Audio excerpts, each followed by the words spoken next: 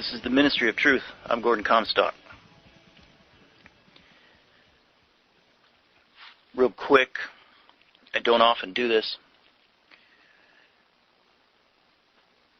I wanted to say thanks to some people out there who have donated lately. And I don't bring that up usually because I don't want people to think that it's a call for people to donate. It's no, I just wanted to thank a few people who have, and that's it. I am deeply moved and humbled. It's you guys, I got a marriage that's crumbling, and it's all on Babylon and some stupid mistakes I made, thinking I could beat the system and get out of the system by first using the system against itself. It's a long story, but you can't do that. And but it's just good to know that I have a few friends around the world, around the country, and a few even around the world. Yeah, a few people that I've touched who I make sense to. Thank you for that. Thank you. We're going to get into an essay by the Informer.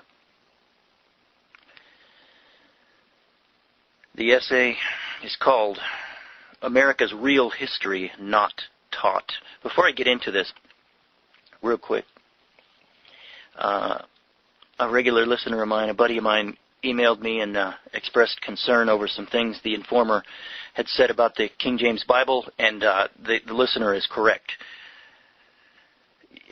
You see, the Informer, to figure out what the Informer has figured out, think about it. It would take a very, very contentious man by nature who's going to buck the system that long and that arduously with such perseverance to find out, to dig to the bottom and find out what is at the bottom of this rabbit hole, this phony baloney country and phony baloney system of laws we have. Well, this guy's done it, but I don't think he knows when to stop. And maybe all the long hours of studying have taken their toll. I don't know. But he doesn't know when to stop sometimes, I think. And I know he's disparaged the King James Bible. He said some things like I think he even said, and I think he even means there are no remnant Christians in America, something like that. I wouldn't put too much stock in that line of the Informer's investigation. If I can use that word. I know he was trading him around. He was disparaging King James himself as a way to undermine the King James Bible. And having to do, what did he say? He said that the acronym, or the word FUCK, originally stemmed from an acronym meaning,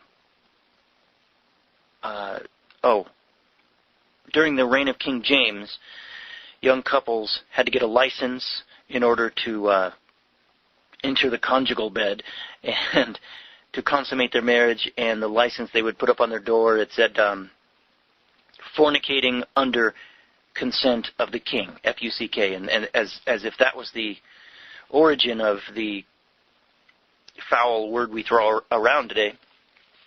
But in this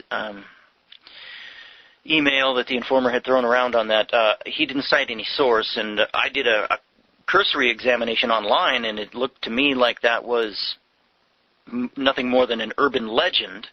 And I know there are some other urban legends going around about foul words nowadays. The S-H-I-T word, supposedly, there's another urban legend going around about that when fertilizer used to be brought over on ships, if you brought it below deck, it would cause methane gas and it would explode, so they would ship the fertilizer high on the ship, and so they would stamp the boxes shipped high in transit. And then that's how you get the word shit today. And that apparently, too, is nothing more than a urban legend, as far as I can tell. Anyway, I wouldn't put too much stock in what the informer says about the Bible itself. Okay, you got to draw the line. He's messing with God's word at that point. You know, he's found out the truth about man's word, the bogus Constitution, and he's done superb work in that area. He needed to draw the line with that. He needs to draw the line with that. So, just so you know where the ministry stands on that. So without further ado, here is America's Real History Not Taught by the informer. When one wants to engage in a money discussion on the why and the how gold and silver came to be used as money in the United States, one has to go back in time and obtain documents you never were taught existed. The 1776 war was a costly battle. The people running the corporations, called colonies, had no means to pay back the king for the war. Why would anyone have to pay back the king if the king lost the war? Good question. Because the king did not lose the war. You see, way back in 1751, the British Parliament and the British Board of Trade, operated by none other than the so-called freedom lover John Locke, forced the colonies into accepting gold and silver in their commerce. After all, they were corporations of the Vatican through the previous treaty of 1213 between the king, King John, and the Vatican's Pope. The king turned over all his property in the world at that time, and all his subjects also, to the Vatican. 1213, King John of England, which, by the way, was the biggest and most powerful corporation in the world. Here is the Currency Act of 1764 that set the way for the United States to be formed and to use gold and silver. It was decided way before 1787. There was also one in 1751 that said basically the same thing. The Vatican sees centuries ahead what it wants to control. The how is at the time it arises. Note, they refer to America. America is the country. The United States of America is not a country. It is a place within America. People have no clue and believe the myths that the United States is a country. Not ever is it a country. It always was America and will always be America. The myth shows how gullible and ignorant the people really are. The education system of the corporation has seen to that. Great Britain. Parliament. The Currency Act. April 19th, 1764. Whereas great quantities of paper bills of credit have been created and issued in His Majesty's colonies or plantations in America, by virtue of acts, orders, resolutions, or votes of assembly, making and declaring such bills of credit to be legal tender in payment of money, and whereas such bills of credit have greatly depreciated in their value, by means whereof debts have been discharged with a much less value than was contracted for, to the great discouragement and prejudice of the trade and commerce of His Majesty's subjects, by occasioning confusion in dealings, and lessening credit in the said colonies or plantations, for remedy whereof, may it please your most excellent Majesty, that it may be enacted, and be it enacted by the King's most excellent Majesty, by and with the advice and consent of the Lords spiritual and temporal, and commons, in this present Parliament assembled, and by the authority of the same, that from and after the first day of September, 1764, no act, order, resolution, or vote of assembly in any of His Majesty's colonies or plantations in America shall be made for creating or issuing any paper bills or bills of credit of any kind or denomination whatsoever, declaring such paper bills or bills of credit to be legal tender in payment of any bargains, contracts, debts, dues, or demands whatsoever, and every clause or provision which shall hereafter be inserted in any act, order, resolution, or vote of assembly, contrary to this act, shall be null and void. 2. And whereas the great quantities of paper bills or bills of credit, which are now actually in circulation, and currency in several colonies or plantations in America, emitted in pursuance of acts of assembly declaring such bills a legal tender, make it highly expedient that the conditions and terms upon which such bills have been emitted should not be varied or prolonged, so as to continue the legal tender thereof beyond the terms respectively fixed by such acts for calling in and discharging such bills. Be it therefore enacted by the authority aforesaid, that every act, order, resolution, or vote of assembly in any of the said colonies or plantations, which shall be made to prolong the legal tender of any paper bills or bills of credit, which are now subsisting and current in any of the said colonies or plantations in America, beyond the times fixed for the calling in, sinking, and discharging of such paper bills or bills of credit, shall be null and void. 3.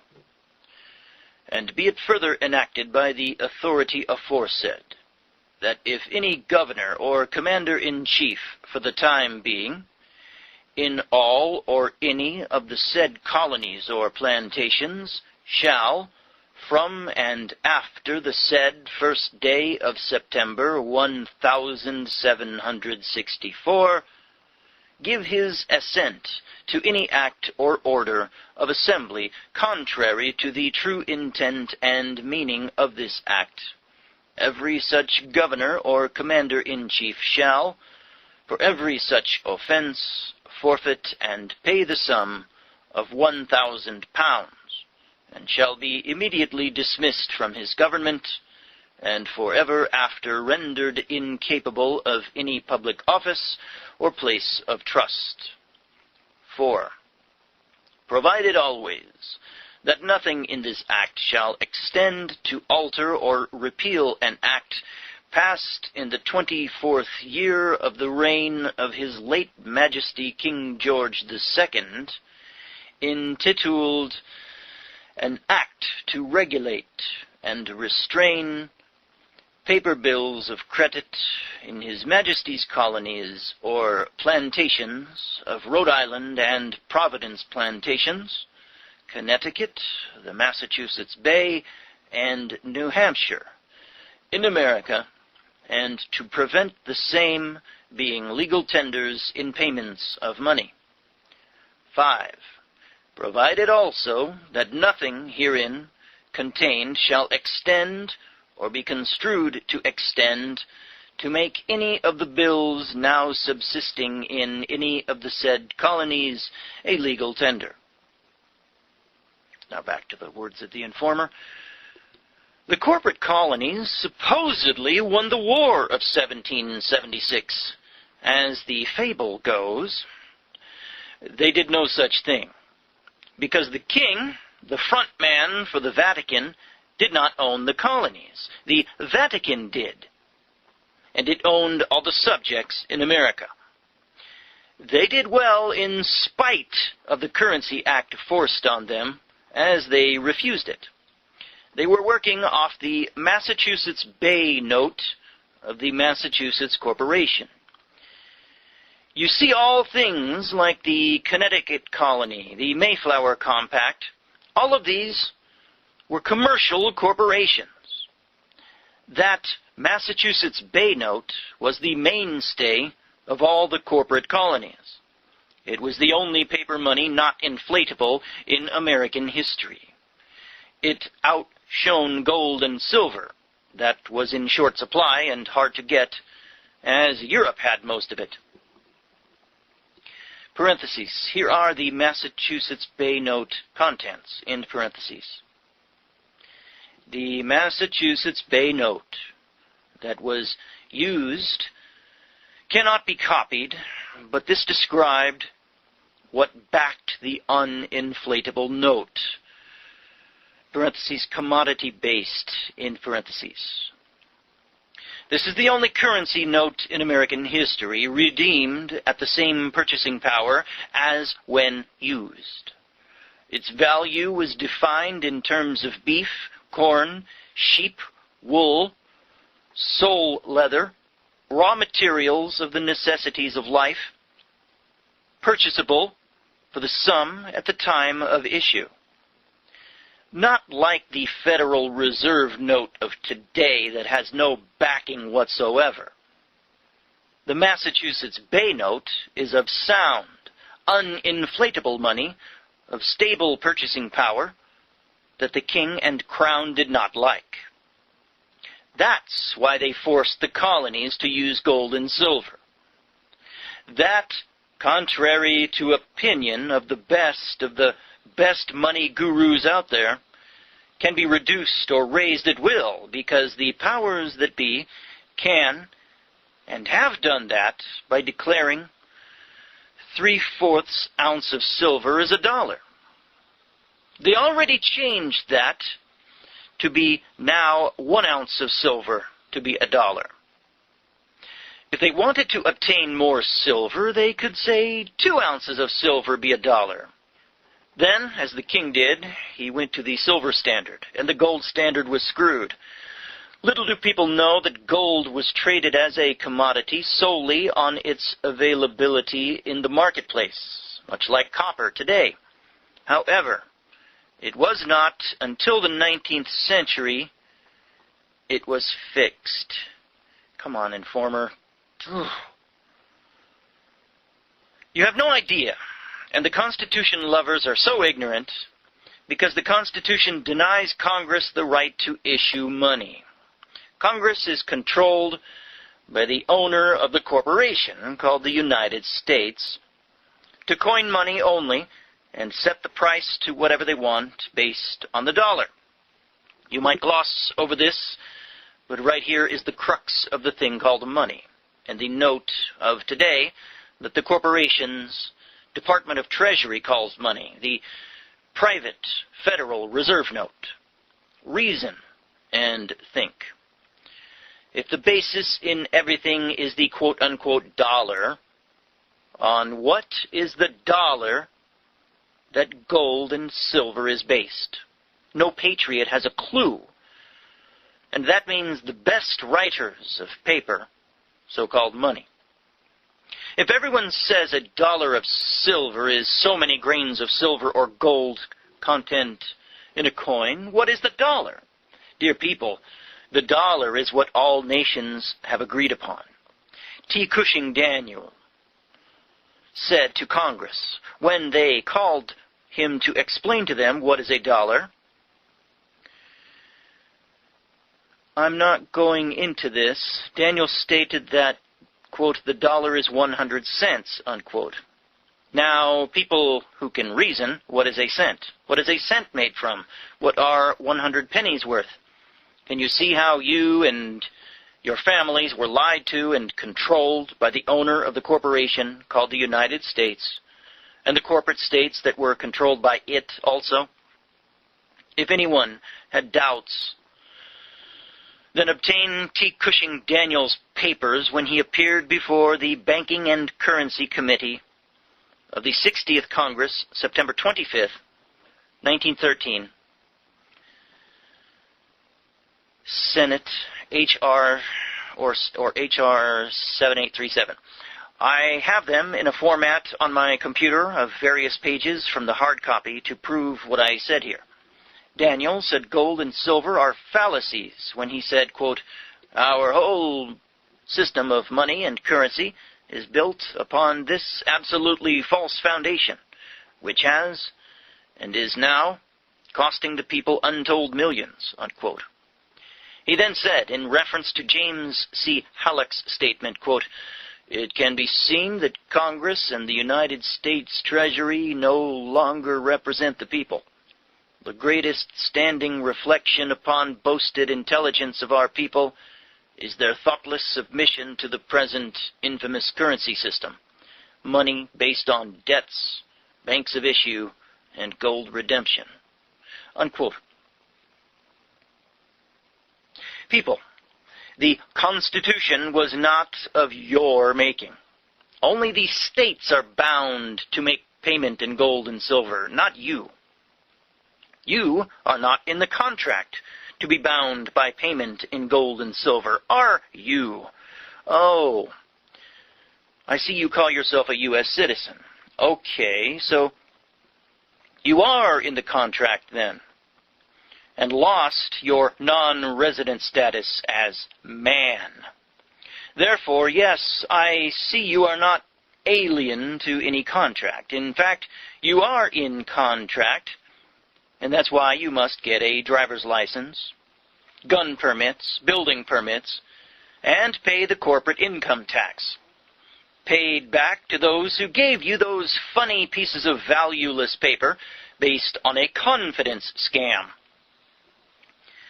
I think it's called the Private Federal Reserve? Yes. As stated in the Treasury, cited here. And there's a website address here I won't go into. Now, we go back to right after the 1776 war. When the make-believe war was over, the king went to the Treaty of Peace with the king in complete control, dictating the terms in 1783. That was only a front because the king could not give freedom to anyone because he did not own the land. He did not own his subjects. He had neither land nor subjects. They were owned by the Vatican. Going back to that 1213 contract between King John of England and the Pope at that time. So you see, he could give no freedom to subjects. By the way, that 1213 contract came 2 years before the Magna Carta. That means the Magna Carta isn't worth the paper it was printed on. Remember, let's see, hold on. So you see, he could give no freedom to subjects not his, nor turn over land that was not his in any treaty whatsoever. This is one of the many myths people have believed for centuries. This is when the United States was accepted internationally as a corporation. Remember that date well. It was not 1776 or any time in between. What happened immediately after the 1783 treaty was the contract between the colonies called states, with a capital S, and the king, since the corporate states supposedly created the United States, not the people. That is myth number 2. People cannot create a corporation that already existed. What happened was the elite corporate heads, as in Washington, Adams, Hamilton, Jefferson, and others, they all created what? Nothing. Why? Because how can they create a corporation already created and owned by the Vatican? They can't. So the Vatican, with its controlled Illuminati, created the United States Corporation. Anyone can see this on the History Channel program that aired at the end of August 2009, I believe. It was called The Secrets of the Founding Fathers. Now, this contract between the 13 United Colony Corporations is shown here. Contract between the King and the 13 United States of North America, February 25th, 1783. The re-established peace between the belligerent powers, the advantages of a free commerce to all parts of the globe, and the independence of the 13 United States of North America, acknowledged and founded on a solid and honorable basis, rendered it probable that the said states, capital S, would be in a condition to provide hereafter for their necessities, by means of the resources within themselves, without being compelled to implore the continuation of the succors which the King has so liberally granted during the war. But the minister plenipotentiary of the said United States, to His Majesty, having represented to him the exhausted state to which they have been reduced by a long and disastrous war, His Majesty has condescended to take into consideration the request made by the aforesaid minister in the name of the Congress of the said States, capital S, for a new advance of money to answer numerous purposes of urgent and indispensable expenses in the course of the present year.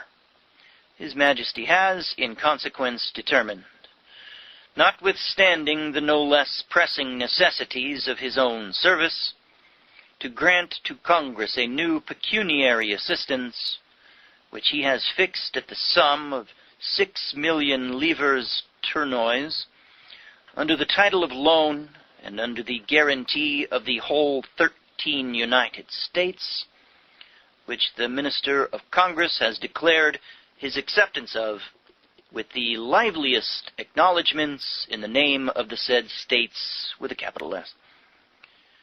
And as it is necessary to the good order of His Majesty's finances, and also useful to the operations of the finances of the United States, to assign periods for payment of the 6 million livres in question, and to regulate the conditions and terms of reimbursement, which should be made at His Majesty's Royal Treasury at Paris, after the manner of what has been stipulated for the preceding advances by former contract of the 16th of July, 1782, we, Charles Gravier, Count de Vergennes, etc., Counselor of the King in his councils, Commander of his orders, Chief of the Royal Council of Finances, Counselor of State, etc., Minister and Secretary of State, and of his commands and finances, invested with full powers by His Majesty, given to us for the purpose of these presents. And we, Benjamin Franklin, Minister and Plenipotentiary of the United States of North America, likewise invested with powers by the Congress of said States, capital S, for the same purpose of these presents, after having compared and duly communicated to each other our respective powers, have agreed upon the following articles. Article 1. The payment of 6 million livres, French money, above mentioned, shall be made from the funds of the Royal Treasury, in proportions of 500,000 livres during each of the 12 months of the present year, under the acknowledgment of the Minister of the said United States, promising in the name of Congress and in behalf of the 13 United States to reimburse and refund the said 6 million livres in ready money at His Majesty's Royal Treasury, at the house of the Sieur Grand, banker at Paris, with interest at 5% per annum, at periods hereafter stipulated in the 3rd and 4th articles. The advances which His Majesty has been pleased to allow to be made on account of the 6 millions in question shall be deducted in the payments of the first month of this year. Article 2. For better understanding the fixing of periods for the reimbursement of the 6 millions at the Royal Treasury, and to prevent all ambiguity on this head, it has been found proper to recapitulate here the amount of the preceding aids granted by the King to the United States, and to distinguish them according to their different classes. I hope that you guys are getting the idea here. Who's paying who here? You noticing? Are you noticing who's paying who? And who won this war? Wow. The first is composed of funds lent successively by His Majesty, amounting in the whole to the sum of 18 million livres, reimbursable in specie at the Royal Treasury in 12 equal portions of 1,500,000 livres each, besides the interest, and in 12 years to commence from the 3rd year after the date of the peace, the interest, beginning to reckon at the date of the peace, to be discharged annually, shall diminish in proportion to the reimbursement of the capital, the last payment of which shall expire in the year 1798. The second class comprehends the loan of 5 million Dutch florins, amounting by a moderate valuation to 10 million livres tournoi. The said loan made in Holland in 1781 for the service of the United States of North America, under the engagement of the King to refund the capital with interest at 4% per annum at the general counter of the States General of the United Provinces of the Netherlands in 10 equal portions, reckoning from the 6th year of the date of said loan, and under the like engagement on the part of the Minister of Congress, and in behalf of the 13 United States, to reimburse the 10 millions of said loan in ready money at the Royal Treasury, with interest at 4% per annum, in 10 equal portions of 1 million each, and in 10 periods from year to year, the first of which shall take place in the month of November 1787, and the last in the same month 1796, the whole conformable to the conditions expressed in the contract of July 16, 1782. In the third class are comprehended the aids and subsidies furnished to the Congress of the United States under the title of gratuitous assistance from the pure generosity of the King, 3 millions of which were granted before the Treaty of February 1778, and 6 millions in 1781, which aids and subsidies amount in the whole to 9 million livres tournoi.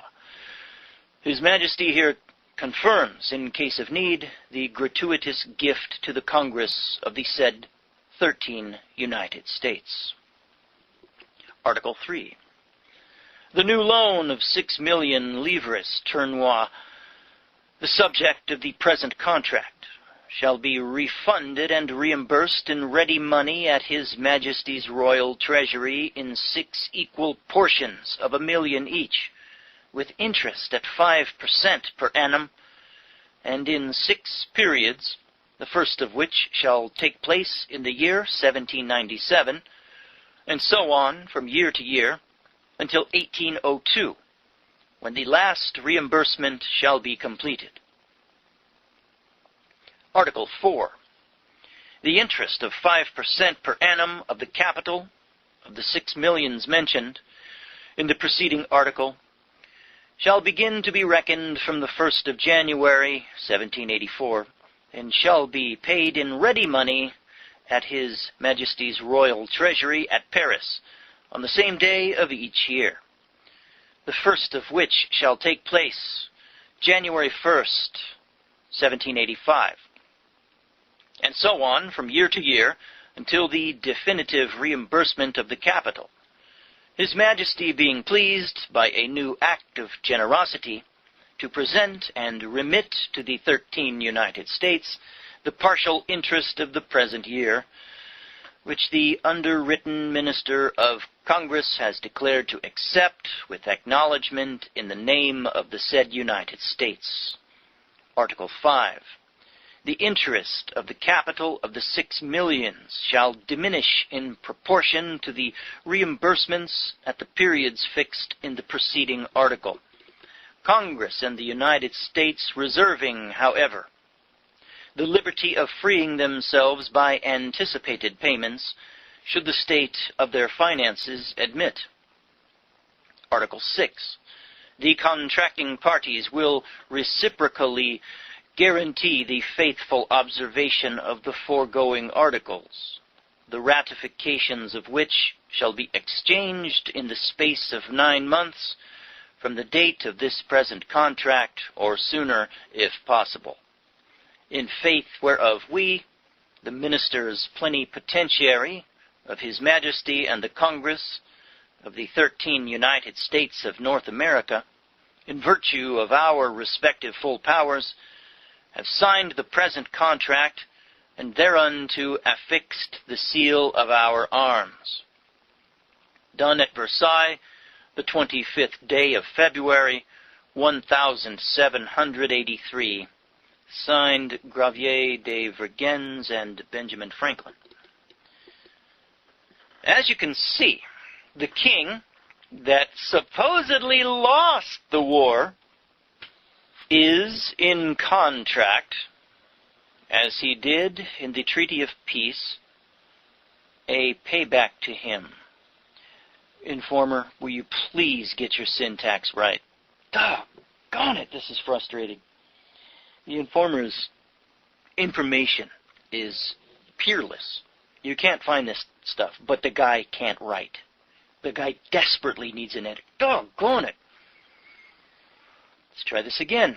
As you can see, the king that supposedly lost the war is in contract, as he did in the Treaty of Peace, a payback to him. That's garbled. What is that? We'll keep going.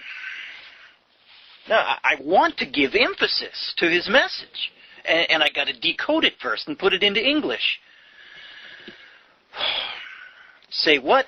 Didn't he lose the war? When Japan lost the war, did they demand payment like the king wants, by contract nonetheless? Is something smelling really fishy here? Why didn't they teach this in school? Because the fraud would be shown for what it is. A corporate power takeover. As I said, the king did not own anything in America. He was the front man for the Pope, who owned the land and people. We now come to why this was not to be known. The contract was a tidy sum to be paid back to the king, as you can see. Oh my, what to do, said the corporate heads. They needed a tax base. Enter the non-resident to any contract. For he had no contract, and therefore, in law, was alien, capital A, to that contract with the king and the 13 colonies that formed the United States in 1783. How to get a tax base to pay the debt. Cajole the man, called non-resident alien, into becoming a corporate citizen, a United States citizen. A hard sell, but they did it out of the man's ignorance. You see, the man had a contract with the Lord at one time, as a citizen of the household of the Lord, Ephesians 2:19. G. At that time, he had natural law, God-given rights. That was way before the king called him subject. Now that the king's hold was gone, over what were his subjects? The subjects never realized they were owned by the corporation of the Vatican. So the Vatican, winning any way it goes, allowed the corporation it formed, the United States, to fraud the non-resident alien, of course in law, as he had no contract with anyone, because he forsook the Lord when becoming the king's subject to become a U.S. citizen. They used the term citizen because the ignorant people didn't like subject. Nothing changed but the corporation that owned them. They thought they were free at last. The non-resident alien now was in contract with the corporation and became a person in U.S. law, an artificial entity, and subject to its, the corporation's, jurisdiction. As a corporate member, he must abide by all statute law of commercial undertakings. Since the law of nations and natural law apply to two different subjects, the person cannot get out of saying. He cannot be bound by the corporation's treaties with the UN, for instance. Yes, they can. They gave up all natural law rights and became a corporate member in a joint adventure. That is found in my book, The New History of America. Tax base solved without a whimper from the ignorance.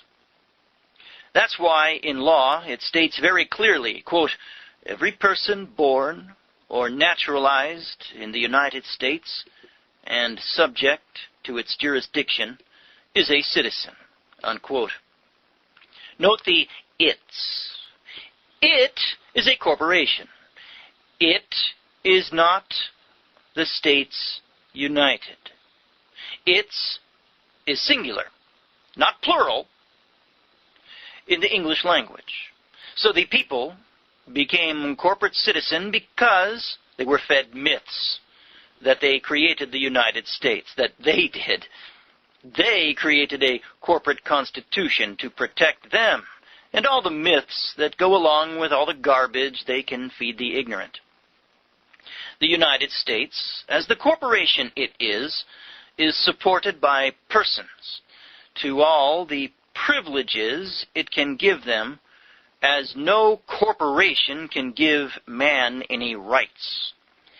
Being that man lost his status of the physical being, with all natural law rights given him by God, he gave up the natural law right to bear arms, the natural law right to travel the roads any way he sees fit, the natural law right to marry and really be free and self-governing in natural law, only to become an artificial entity, having only privileges as a corporate entity and lacking the capacity to be under natural law. The Bill of Rights is an oxymoron. If they are natural law rights, there can be no condition to use those rights. Why, if it is a natural law right, does the corporation dictate it must be licensed or permits issued, and say what the parameters are to be when exercising a natural law right? There can be none for the person, as he is in contract as a corporate member, when he gave up all natural law rights for corporate privileges. What he did give to the corporation is the right to take away all corporate privileges. The man gave up all natural law rights when he voluntarily joined the corporation. There is, in the private IRS tax code, a way out. Yes, it too is a corporation of the Vatican, to collect all the funny money you just use, as it's not yours, because the black... Oh man, the syntax here is just... Ooh. Because the Black Pope has seen to it that all notes, the minute they are used, carry the informer writes, carry a lien on them, and this is what his IRS collects in the form of an individual income tax. Yes, it is a tax on your doing business for the corporation as a corporate entity. All your taxes go to pay the Vatican through its, the informer writes through its controlled banking system. Not one penny goes to the operation of its corporation. It is still collecting on that contract way back in 1783 that you read in this article. But buried within the old tax code is the way out for the non-resident alien. It's all in my book, Which One Are You?, published in 1990. I have that book and his other book. I would suggest you guys buy them also. If you get past the garbled syntax, you will find extremely rare, singular knowledge that you can't find anywhere else, except for maybe the writings of James Montgomery, also from this website, atgpress.com. The people in the 1990s read it as a geographical place and not in the contract sense. Why would the IRS spend so much time on the non-resident alien in its tax code? Well over 100 pages. That is your way out of tax collection. Remember, citizen is in contract. Person is the artificial character in contract. What does the Pope's IRS work on? Citizen, person, contract. Find me one statute that uses man and woman in its makeup. Find me the hundreds of thousands of statutes where person is used. Read person on ATG Press to understand. One quick reading will not find what you want. This is a read where you ask yourself questions and continue reading, and the answer will pop up like a 100-watt light bulb going on. The other book on how the Pope runs this country is my newest, The Myth and the Reality. It explains how the Black Pope installs every president into his CEO office. The myth that your vote counts is just that, a myth. The book shows the first 8 presidents were the same as Obama. None were born on United States soil. The parents were not born on U.S. soil. And none were ever U.S. citizens for the length of time needed to be president. Forget about time. They were not born on U.S. soil, and that is found in the corporation's own documents. Stop calling it wonderful, quote-unquote, government. It was always a corporation, and a foreign-controlled corporation at that. Signed, the Informer, and he wrote that last December. One of the more recent articles from the Informer on atgpress.com, againstthegrainpress.com. I'm Gordon Comstock. This has been the Ministry of Truth.